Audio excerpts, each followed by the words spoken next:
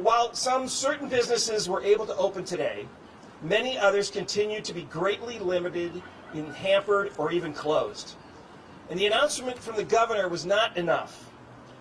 The state continues to change the targets and moving the goalposts, and in doing so, unfortunately picking winners and losers. I hear this all the time.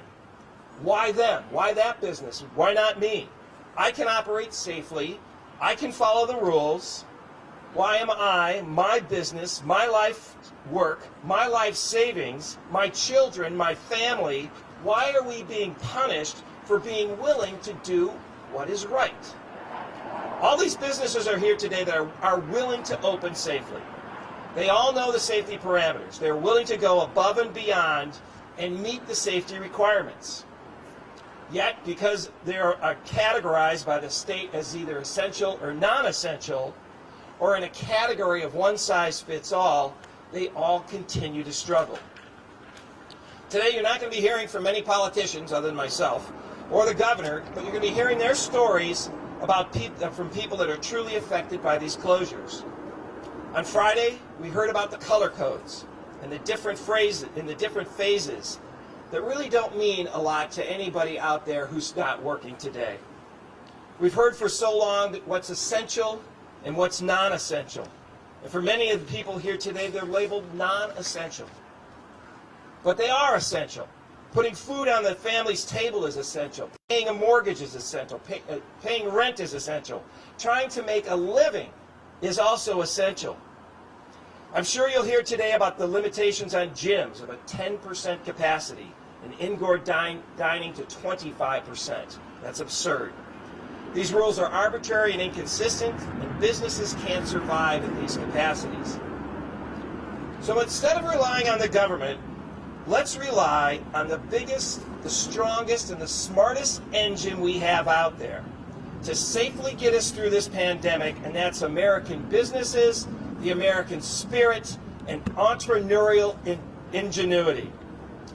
While the state government continues to confuse people and keep moving the goalposts and paralyzing the economy, the people affected most are the people up here today and hundreds of thousands of San Diegans just like them. So I'm going to start us off and introduce our first speaker today, the owner of Cowboy Star Restaurant and Butcher Shop, Miss Angie Weber. Thanks a lot.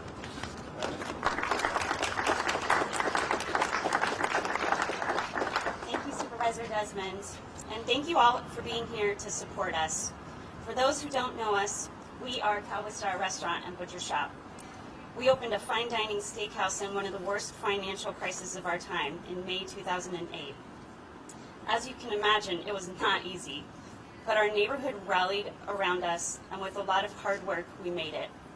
I can honestly say that 2008 pales in comparison to the situation that Sacramento has created for us right now.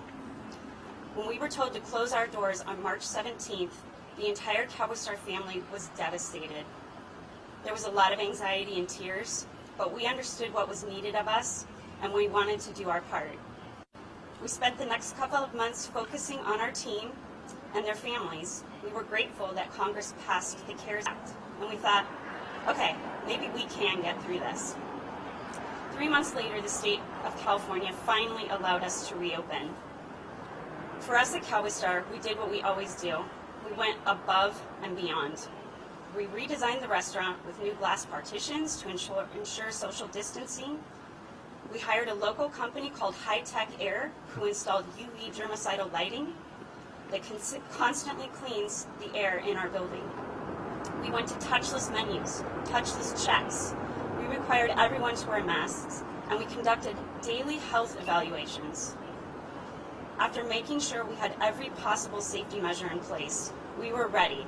And on June 17th, we reopened with half our normal seating. The county health department applauded our efforts. 19 days later, we were shocked when the governor closed us again. Despite going the extra mile, we were forced to close, while large corporations were still open. Had those companies done the same safety measures? Did the governor's own Plumpjack Winery also go above and beyond? It became obvious to us that the state was playing favorites and small businesses like ours didn't make the cut. After weeks of pressure from many different business sectors, the governor finally announced last Friday yet another convoluted plan for reopening. San Diego is widely considered a low-risk county, is now in the second most restrictive tier. With this new color system, San Diego restaurants will be allowed to operate at 25% of their capacity. Moving us out of this tier is close to mathematically impossible. That means that 25% indoor capacity is the best San Diego restaurants can hope for the foreseeable future. I would like to ask the governor how he arrived at this arbitrary number. Was this percentage based on science or facts? Was 25% the number that was tested in a lab? Were any kind of safety protocols taken into consideration? We all deserve an explanation of why he chose these metrics, which nearly guarantees the failure of many small businesses in the coming months. In closing, I'd like to say we are not all in this together. Look at the small businesses in your neighborhood that are suffering and on the brink of extinction. Then change your focus to the large corporations that have been allowed to operate during this entire pandemic. Their year-to-date profit and loss sheets tell a very different story. In 2018, then candidate Governor Newsom, Gavin Newsom, said that he was also a restaurateur. He assured us he'd listen to us and to all small businesses. Not only has he not listened, he has abandoned us. We deserve better leadership in Sacramento. Next, I would like to introduce Anthony Ballestieri, the owner of Godfather Restaurant. Thank you. All right.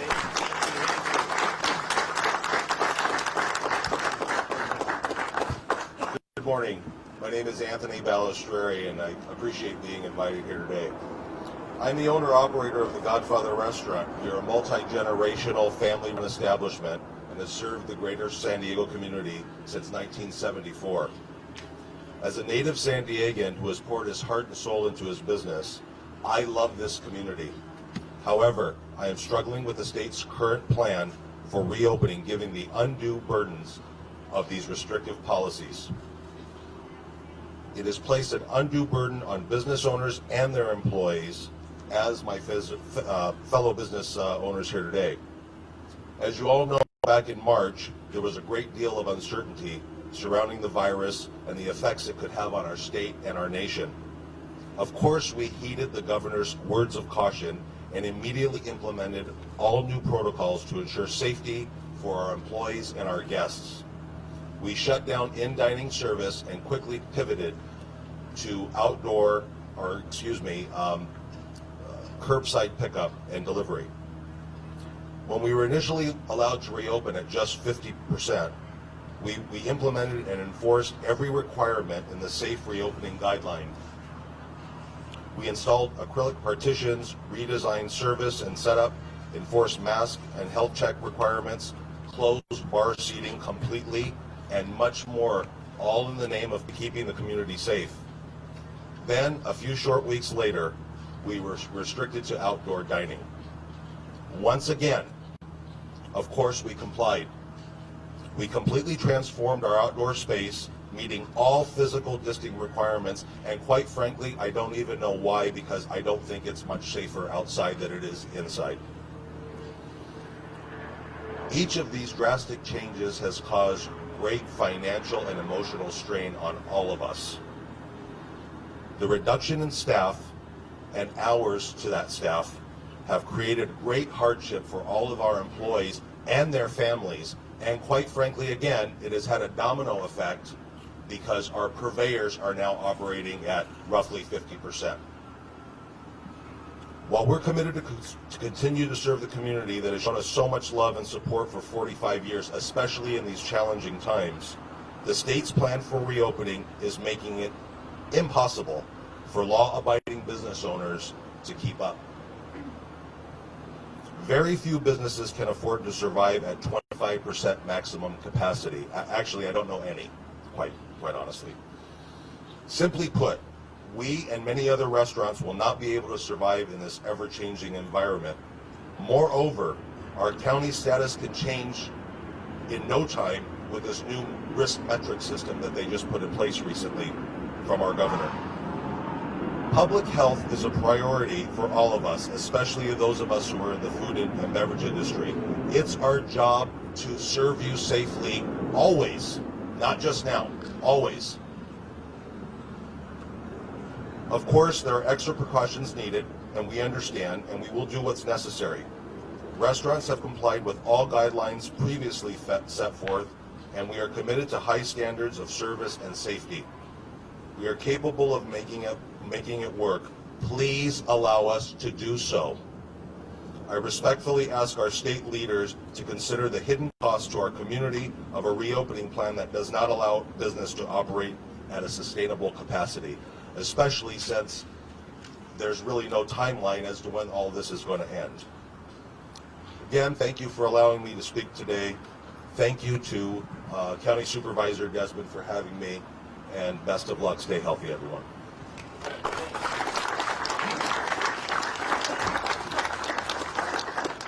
One thing I hope that you notice is this entire crowd behind me is all wearing masks. They're willing to do the right thing. They're willing to keep you safe. They're willing to abide by the guidelines, and they're willing and wanting to open. So next, he's going to have us doing push-ups. We have CEO of Fit Athletic, Mr. Scott Lutwak. Scott, come on up. Thank you so much, Jim, for the introduction. I'm here today not as the CEO or a small business owner, but as the employer of over 400 unemployed families. Our employees are our family, and our heart is broken for their inability to survive during the past 5 months. With a combination of the extremely high cost of living here in San Diego and Governor Newsom's thoughtless policy towards fitness is literally forcing hundreds of families into bankruptcy. The governor's favorite saying is that he likes to follow science.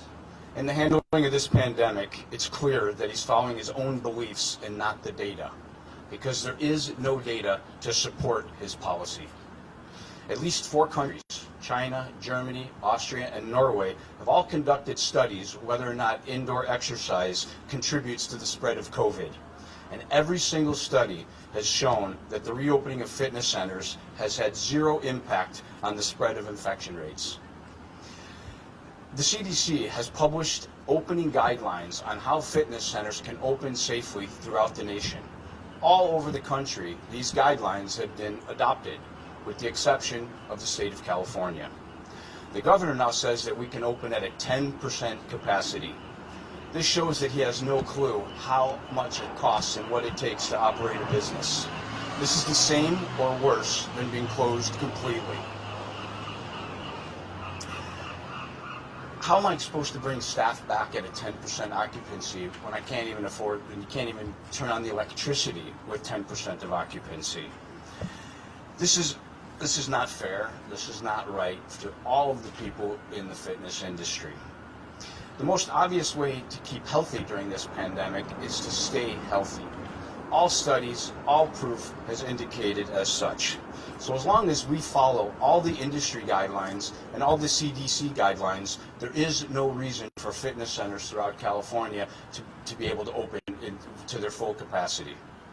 Fitness is our first line of defense and our best line of defense against the COVID, and California's best way of staying healthy. I appreciate you all coming out to support us today, and now I would like to introduce you to Thomas Hall, the general manager of the Grassroots Restaurant.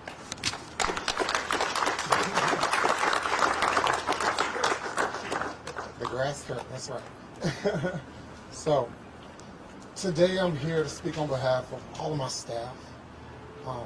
It's a very, very touching conversation because in March, I had to pull a family, my family, SDCM family, into the restaurant and let them know, you don't have a job.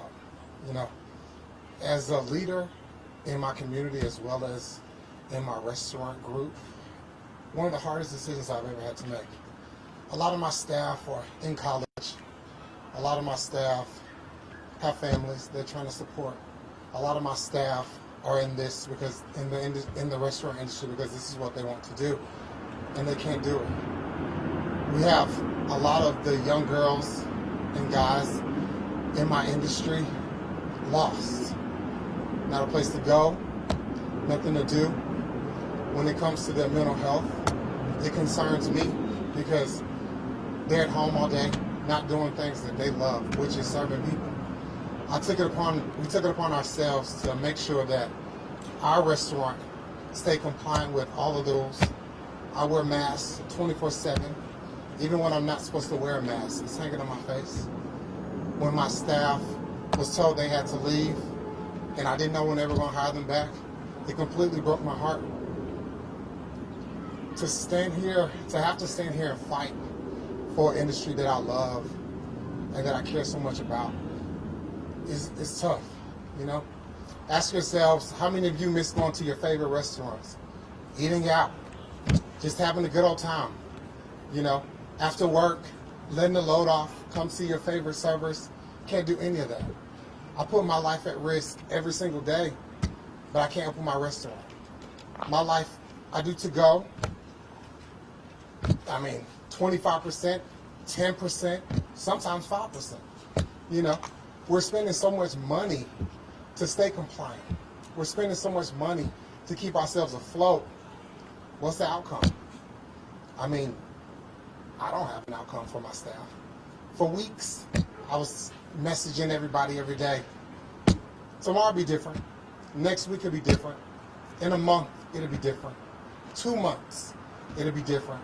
3 months, it'll be different. But nothing has changed. So I stand here today simply just speaking from the heart, no speech prepared, just asking if you can have a Home Depot with a line out the door for people to go get gardening supplies. They're making their money. Walmart, Target, all these giant industries. But I can't open my restaurant and provide a living for my staff that need me. And as the GM of a restaurant, you are a leader of more than just your staff. You're a leader of the community. You know, we provide excellent service. We provide a place for you to just come, take a load off, come get some good food. You want me to provide a service, but I get nothing in return. I have to find staff that are willing to work this week, not knowing if next week is to come. That's tough. I work 6 days a week, sometimes 12, 13 hours a day, just to stay afloat. And this is on a very, very, very minimum staff. So to tell me that I can reopen with just 25%, okay, I guess 25% is better than nothing. But nothing is nothing as well, because I can't pay my rent with 25%. What is 25%? You allow a person to come into a restaurant, sit down, enjoy themselves an hour and 30 minutes. Let's do the math on that. How much money am I actually bringing in when you only allow me 25%? I don't have a patio to service people on. Everybody, the one hounded question I get every day, when do you guys want to reopen? When do you guys want to reopen? You take all the precautions, sanitizer, face masks. We're investing in the pandemic, but I don't have enough money to invest into my restaurant. So honestly, it's like a lose-lose situation for all of us. Now, if I was an investor in Amazon or investor in Target, I'll be happy about this, because everybody will go to Walmart, Target, buy their groceries. But for me, I'm stuck. You know, today I have to tell my staff, sorry, I have to hire one of you guys. How do you pick between your family? And in the restaurant industry, everybody up here can agree, these people are your family. I've worked with the same people for 4 years straight. Not one of them has let me down. And I feel like every day, every week, every month, I'm letting them down.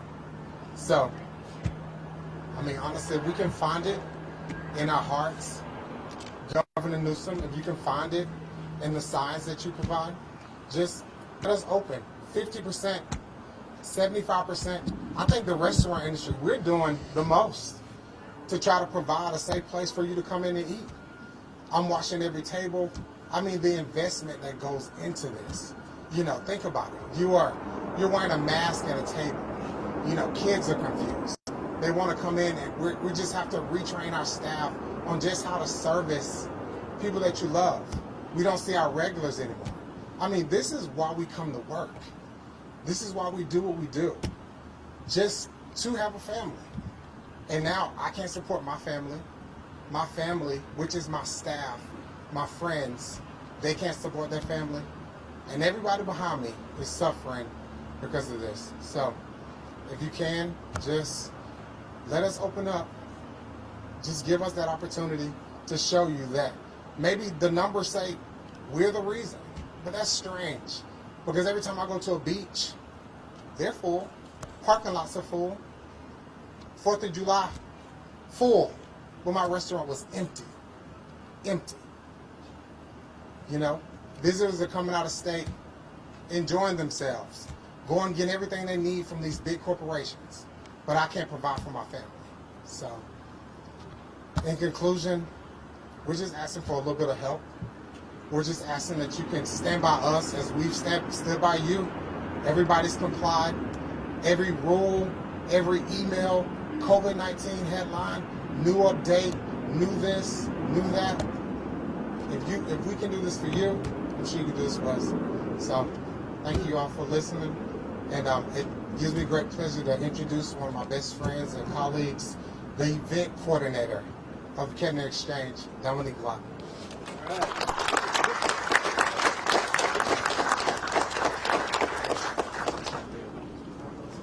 Hi everybody. Sorry, I got to get myself together after that one.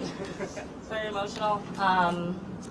Hello, I'm Dominique Lott. I am the event manager and floor manager for Kettner Exchange, just right up the block there, right in our neighborhood. We've been open since 2016, and we've had some really fantastic years. It's been absolutely wonderful. I'm sorry, 2014, I'm sorry, not 2016. And we've had some really fantastic years, opening up in Little Italy, doing something, fine dining, when San Diego is such a casual, cool casual place, lots of flip-flops, shorts, and tiki tops, was really risky, but we did it, and we've been on the incline ever since, except for in March, when we had to close our doors and lay off our entire staff. That was really tough. We are considered a fine dining restaurant, so we have servers who have been doing this for 15, 20 years. They're dedicated to this craft. They study it, they study wine, they study food.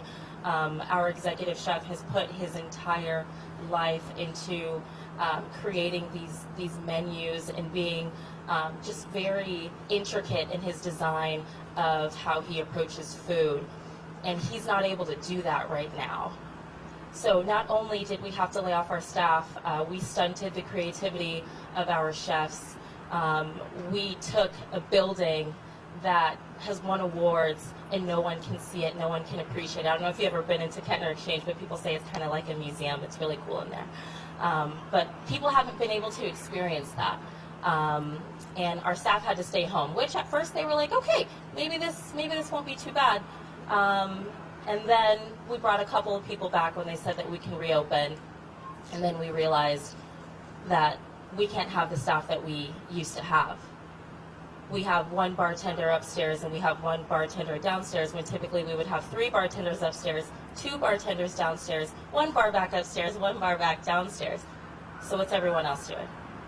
They're unemployed. They can't come to work because we can't give them a job. And we're actually one of the lucky ones. We were able to open up outside. We turned our entire parking lot into a really cool outdoor dining space, and we were like, this is going to be great. But we're still not doing the numbers. We're sanitizing, as Thomas mentioned. We're keeping everything clean. We're complying with all the rules, and I just don't understand why we aren't being considered. We're being very considerate to everyone else. In the service industry, I don't know how many of you have worked in the service industry, but it's all about being considerate of everyone else. And we're not being considered here. Instead of the governor coming up with an arbitrary number like 25% capacity, why isn't anyone thinking about, okay, what is it going to take for them to survive? And is that number safe? I feel like we aren't being considered. So I'm here today as someone who, in March, I lost every single event. In April, I lost every single event. In May, I lost every single event. For December, which is a big month for events, everyone is canceled. So I've seen it from both sides, laying off the staff and then having every single event canceled. So we're just asking if maybe we can be considered from a different angle. What is it going to take for us to survive, and is that safe? So now I will wrap this up. I hope everyone has a wonderful day. Please stay safe. Thank you so much for listening. I will introduce Laurel McFarland from the San Diego Event Coalition.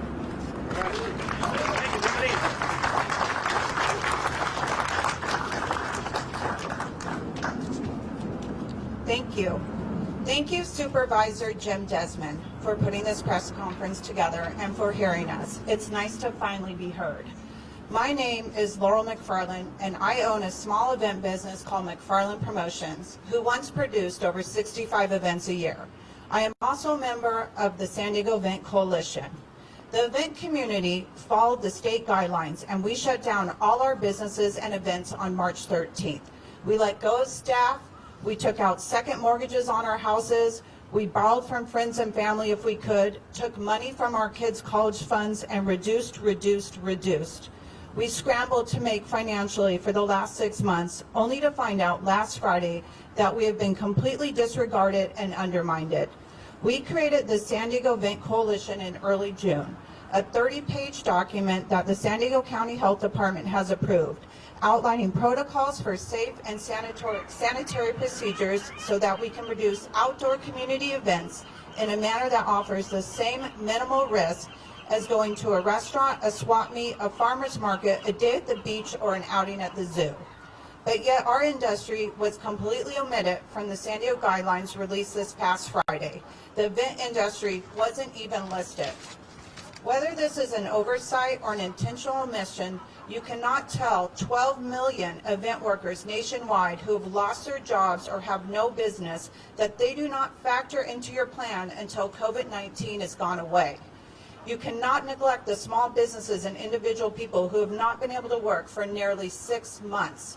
200,000 San Diegans are being impacted by the event industry being completely shut down. We are responsible for bringing in $329 million to the local San Diego economy and over $38 billion nationally. Events are happening, whether in people's backyards or right out in public, and these events are not operating under the strict guidelines and professional planning we have proposed. Swap meets are flooded with people every weekend. Vendors are being permitted to set up in public spaces at the beach and San Diego parks, but they are not allowed at a professionally organized street fair that has spent months putting protocols for sanitation into place. We are happy these businesses are operating, but it's complete hypocrisy that these categories are open. They operate just like an event, filled with people wandering around, visiting retail and food booths, utilizing shaded seating areas, and even having to purchase a ticket to enter. Pretty sure I just described an event. At the same time, small outdoor street fairs, art shows, car shows, corporate and private events can't happen. No events allowed. Almost every industry has been able to have modified openings, and the event industry should as well. I am a woman-owned business that employed 8 amazing, diverse ladies. I'm down to myself and 2 staff members, who I'm not sure how much longer I can hold on to, as I've had 90% of my business canceled. I'm also a mom, the sole provider for our family of 4 kids and my husband. I'm not just an event. I am a person who has a family she is responsible for and who is trying her best to hang on. And I'm just one story of 12 million across the country. 200 San Diegans, real people who made a living working live events, are suffering. We have been offered minimal and fleeting aid, and I'm tired of being overlooked while rogue, unsafe events pop up daily, or sanctioned categories that clearly are an event by all measures are happening. It's time for our leaders to invite us to the table, to talk to seasoned event professionals about the future of events. And until those events are permitted, step up and provide your people that you represent with the aid that they need to make it through. For every favorite memory you have at an event, there are hundreds of event workers it took to make that experience happen. You didn't see them, and that was the point. But we will no longer be unseen. We will stay loud and fight until a plan is in place to save live events and reopen this sector safely. It is time Tomorrow, we are lighting all over San Diego County the buildings red for the Red Alert event to bring needed attention to this devastated industry. If you have a venue or a building, please participate.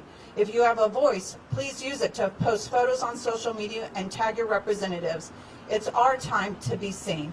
Thank you. A little emotional there. And now I'd like to announce Amy, an amazing colleague who's been in this fight with me from the start, from First Comes Love. All right, Amy. Thank you, Laurel. As Laurel mentioned, my name's Amy. So I own a few businesses. First Comes Love, we are a wedding planning company who produces about 100, 120 weddings a year. And I also do run some public events as well. So like I mentioned, you think about a client. You have their biggest day that you're responsible for, their wedding, one of the biggest days in their life. And right now, that can't happen. Events are literally illegal. And my job is literally illegal. I have 2 small children. I can't provide for them. Yet I'm sitting here from March to now trying to advise these clients on what to do, hoping that next week we'll have guidance, the week after we'll have guidance, the month after we'll have guidance. We are a very, very unique industry in that we work on a long lead time. So right now, we're talking to our clients for Q1, Q2 for 2021, and they don't know what to do. Think about it. If you have a wedding that was supposed to happen in April, you postpone to October, and then you're told that you still can't have it, and there's no information on when you may be able to have it, because it's technically a gathering. A gathering is 2 or more people outside of a household. Yet you can go to a restaurant, you can dine with hundreds of other people, you have no idea who they are, yet you can't get 40 to 50 people together for a dinner-style reception because that's an event. We can contact trace, we can test prior to these gatherings, and yet they're still not allowed.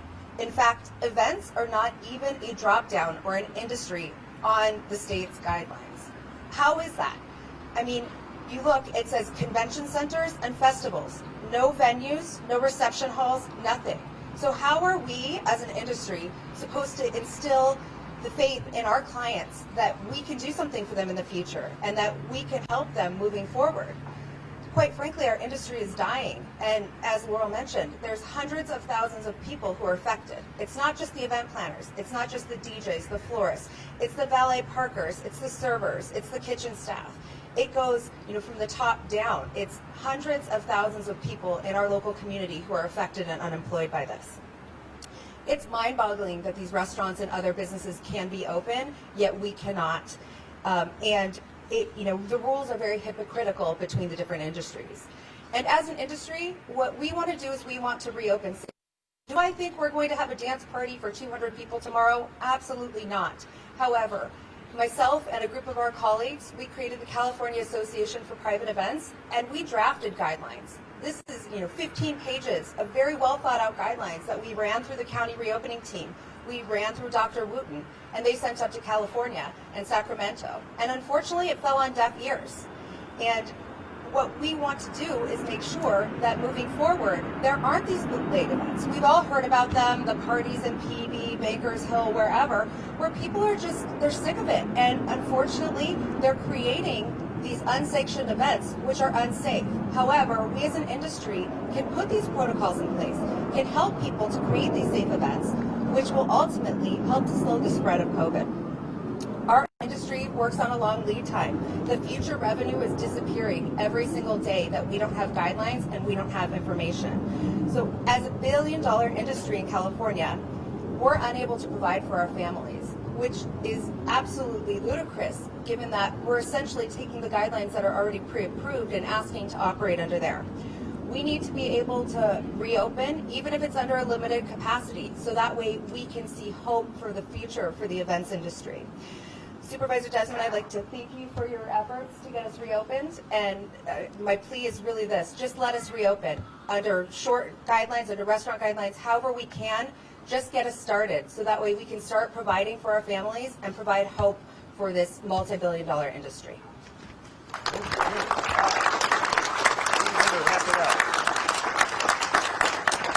Well, I want to personally thank all of the presenters here and speakers, Amy, Laurel, Dominique, we had Thomas, Scott, Anthony, and Angie. All of them, you know, everybody wants to keep safe. Everybody wants to stay safe. We realize there's still a pandemic out there. We realize we still have to deal with COVID. But we can do that. We can do both. We can be safe and we can deal with this pandemic and disease. People need to get back to work. People need to earn a living. We're tired of being mistreated and winners and losers being picked. We're all winners. We all should have the opportunity to open and open safely. That's all we're asking for. I want to thank everybody for being here today. Thank you for the people that showed up here. This is actually a very good response. I want to give everybody here a hand. Thank you very much for being here.